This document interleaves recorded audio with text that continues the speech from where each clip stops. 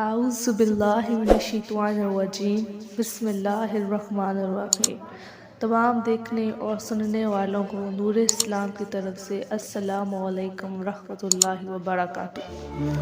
ایک شخص حارث بن ہشام نامی نے نبی کریم صلی اللہ علیہ وآلہ وسلم سے سوال کیا تھا کہ یا رسول اللہ، آپ پر وحی کیسے نازل ہوتی ہے؟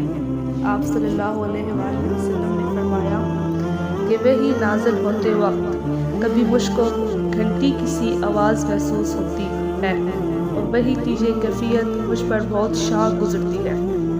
جب یہ کیفیت ختم ہوتی ہے تو میرے دل و دماغ پر اس فرشتے کے ذریعے نازل شدہ وحی محفوظ ہو جاتی ہے، اور کسی وقت ایسا ہوتا ہے کہ فرشتہ بشکل انسان میرے پاس آتا ہے اور مجھ سے کلام کرتا ہے، بس میں اس کا کہا ہوا یاد رکھ لیتا ہوں۔